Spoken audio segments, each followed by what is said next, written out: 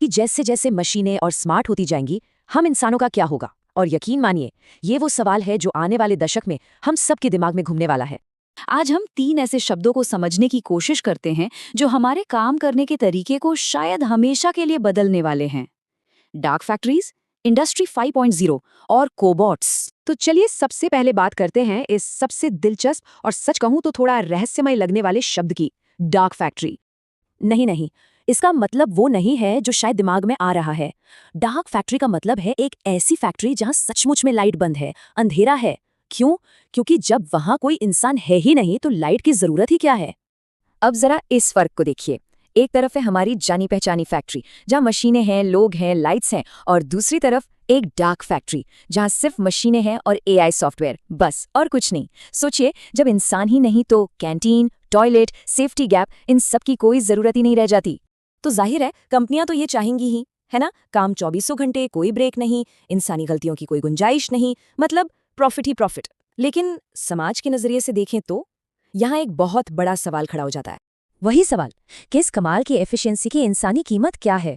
जब मशीनें सारा काम कर लेंगी तो हम इंसानों का क्या होगा। जरा इस डेटा को देखिए।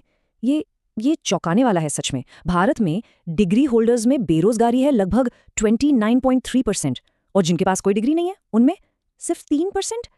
ये क्या हो रहा है? मतलब सालों की पढ़ाई, डिग्री, क्या वो हमें उन स्किल्स के लिए तैयार ही नहीं कर रही है जिनकी आज जरूरत है। और ये कोई दूर के भविष्य की बात नहीं हो रही है, ऐसा मत सोचिए। ये यहीं भारत में हो रहा है। तमिलनाडु में देश की पहली डार्क फैक्ट्री काम भी कर रही है, सेमीकंडक्टर्स बना रही है। तो ये फ्यूचर नहीं, ये तो हमारा आज है। ये एक और उदाहरण देखिए, एक ईंट का भट्टा। पहले 1 लाख ईंटें बनाने के लिए लगते थे करीब 1000 मजदूर और 10 दिन, और अब ऑटोमेटेड भट्टे से वही 1 लाख ईंटें सिर्फ 3 लोग और 1 दिन में। 997 जॉब्स एक झटके में गायब। ये है बदलाव की रफ्तार जिसके बारे में हम बात कर रहे हैं। तो सवाल यह है कि हम इस मोड़ पर पहुंचे कैसे। इसके लिए चलिए थोड़ा सा पीछे चलते हैं इतिहास में। ये जो हो रहा है ये इंडस्ट्रियल रेवोल्यूशन की कहानी का अगला चैप्टर है। सब कुछ शुरू हुआ स्टीम इंजन से, इंडस्ट्री 1.0। फिर आई बिजली और मास प्रोडक्शन, मतलब इंडस्ट्री 2.0। उसके बाद आए कंप्यूटर्स और इंटरनेट, ये था 3.0। और आज हम हैं इंडस्ट्री 4.0 में, एआई और टोटल ऑटोमेशन का दौर। हर एक रेवोल्यूशन ने दुनिया को पूरी तरह से बदल कर रख दिया। तो अगर इंडस्ट्री 4.0 का मतलब डार्क फैक्ट्रीज और फुल ऑटोमेशन है, तो क्या आगे कोई उम्मीद है, कोई दूसरा रास्ता? यहीं पर एक नया आइडिया सामने आता है, इंडस्ट्री 5.0। इंडस्ट्री 5.0 का सपना बहुत अच्छा है।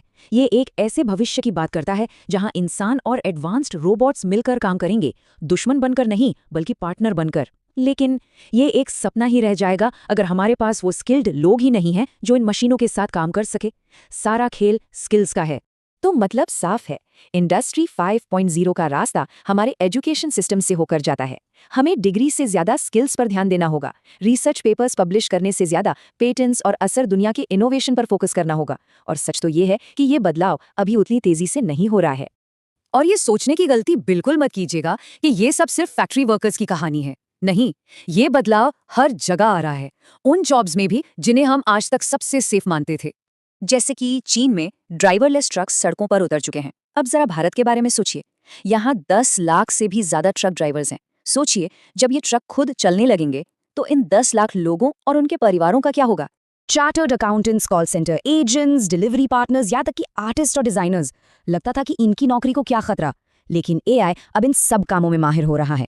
तो सवाल ये उठता है कि क्या कोई भी जॉब सच में सेफ है। तो इसी पहेली का एक जवाब हो सकते हैं कोबोट्स, यानी कोलैबोरेटिव रोबोट्स। ये वो रोबोट्स हैं जिन्हें इंसानों को रिप्लेस करने के लिए नहीं बल्कि उनके साथ उनकी मदद करने के लिए बनाया गया है। सोचिए, एक ऐसा टूल जो हमारी ताकत को और बढ़ा दे। और यही तो इंडस्ट्री 5.0 का विजन है। एक बहुत गहरी बात कही गई है कि हम एक बदलाव के दौर में हैं, और इस दौर के उस पार क्या है ये कोई नहीं जानता। ये बात सच में सोचने पर मजबूर कर देती है। तो आखिर में सवाल बस इतना ही है, हमारे सामने सबसे बड़ी चुनौती टेक्नोलॉजी की है या फिर हम इंसानों की। ये लड़ाई मशीनों से नहीं है बल्कि ये तो एक रेस है, खुद को लगातार सीखने और इस बदलते वक्त के साथ ढालने की।